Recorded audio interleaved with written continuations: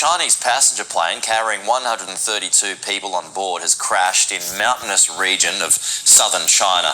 Joining me live from Taipei now is the CNN reporter Will Ripley. Will, good evening where you are. Thanks for your time. So can you just explain what is the latest when it comes to the investigation, even though it's still in its very early stages? Hey, Peter. Yeah, well, the news is certainly very grim in terms of any prospect of survivors here. We are now reporting that all 132 people have been killed.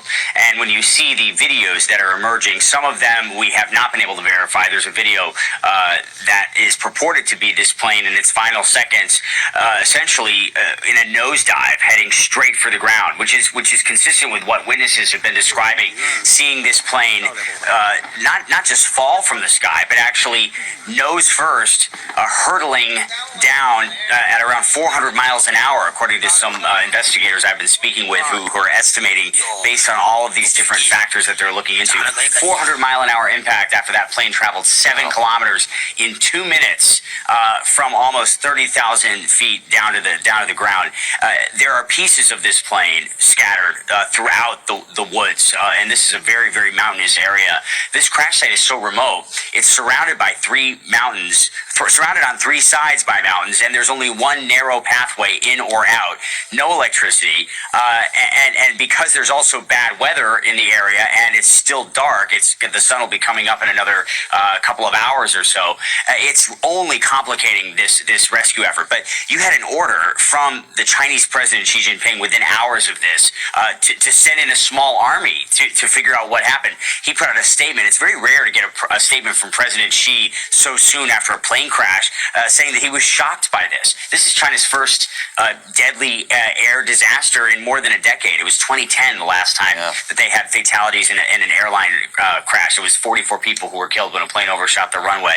So clearly they have a lot of questions. Of course, the plane involved, we know, is a Boeing 737-800, not the MAX, not the one that was in the news for all of those problems, but this is a workhorse that is, I can guarantee you, in the air right now for airlines across the world. So to have this plane, the 737-800, now involved in this crash, it raises a whole lot of safety questions about Boeing, and it complicates, frankly, the U.S.-China relationship at a time that it's already quite troubled. So lots of strands here that we're looking into, Peter, and the news is just really, really horrific for the families of these 132 people. Hey, Will, just a quick one here.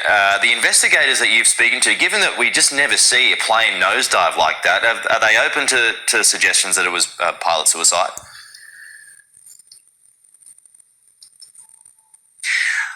Not hearing anything, in terms of that yet, but they do have to, of course, listen to the cockpit voice recorder and analyze the data from the black box. A more probable scenario, although of course MH370, we all bets are off, right? And then of course there was the German wings crash, which was also a case of pilot suicide shortly thereafter.